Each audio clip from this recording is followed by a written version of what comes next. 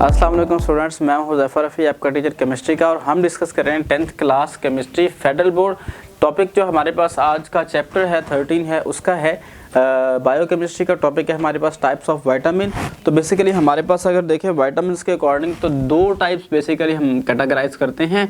एक को हम कहते हैं वाटर सॉल्युबल विटामिन और सेकंड हमारे पास होते हैं जी फैट सॉल्युबल विटामिन्स। ठीक है, ये दो कैटेगरीज हमारे पास होती हैं। वाटर सॉल्युबल विटामिन के अंदर कौन कौन से होते हैं जी? B vitamin, vitamin B and B complex and C.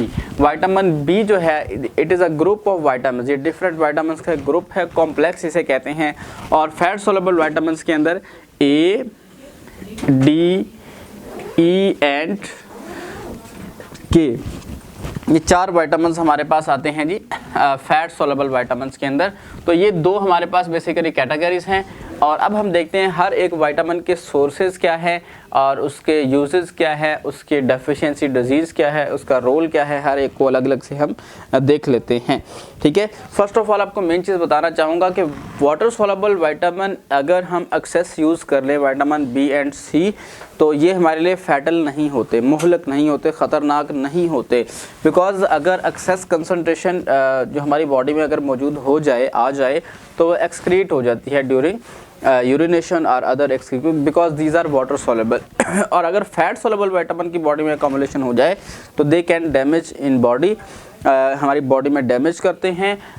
Vitamin D ज़्यादा हो जाए तो ये मतलब हमारे यहाँ किडनी स्टोन बनाने के लिए रिस्पॉन्सिबल माना जाता है। इस तरह की और कुछ चीज़ें हो जाती हैं। ठीक है, तो अब हम बात कर लेते हैं विटामिन ए के सोर्सेज क्या हैं जी? Milk, butter, fish oil, egg, fresh green vegetables mean that leafy green vegetables. Vitamin A की हम बात कर रहे हैं, फैट सॉल्युबल विटामिन को पहले डिस्कस करने जा रहे हैं।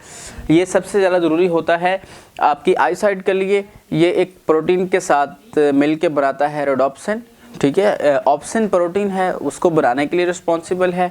वो रॉड सेल के साथ मिलकर रोडोप्सिन बनाता है, रोडोप्सिन फिर रॉड सेल्स बनाता है। रॉड सेल्स जो है वो विजन के लिए ज़रूरी हैं। इसकी कमी की वजह से नाइट ब्लाइंडनेस हो जाती है, रात को नज़र आना बंद हो सकता है।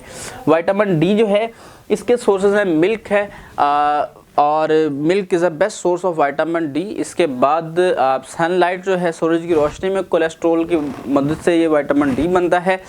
और ये क्या है जी? बोन ग्रोथ के लिए स्पेसिफिक है कि बोन की ग्रोथ के लिए रिस्पॉन्सिबल है, बोन की ग्रोथ को मेंटेन करता है। Deficiency of vitamin D is cause rickets. Rickets is basically disease in which deformation of bone deform हो जाती हैं, ग्रो प्रॉपर नहीं करती और बोन जो है वो टेढ़ा होना शुरू हो जाती है। बच्चों के अंदर ये ज़्यादा कॉमन है because they can in their growth age, और वहाँ पे डेफिशिएंसी के चांसेस भी मौजूद होते हैं। इसके बाद हम बात कर लेते हैं विटामिन डी के बाद है आपके पास विटामिन ई।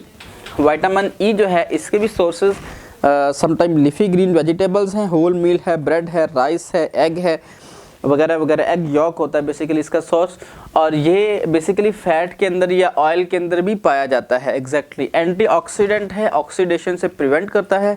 अगर हमारी बॉडी में ऑक्सीडेशन से प्रिवेंशन वाली चीज़ें ना हो, फ्री रेडिकल स्क्वेंजर ना हो, तो हमारी बॉडी कम्प्लीटली ऑक्सीडाइज होकर कार्बन डाइऑक्साइड एंड वाटर में कन्वर्ट हो सकती है।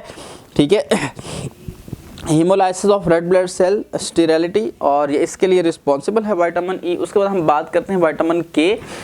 विटामिन के जो है it is also important vitamin. ये फ्रेश लीफी ग्रीन वेजिटेबल्स में पाया जाता है और इसका काम क्या है जी? Blood clotting is the main function of vitamin के।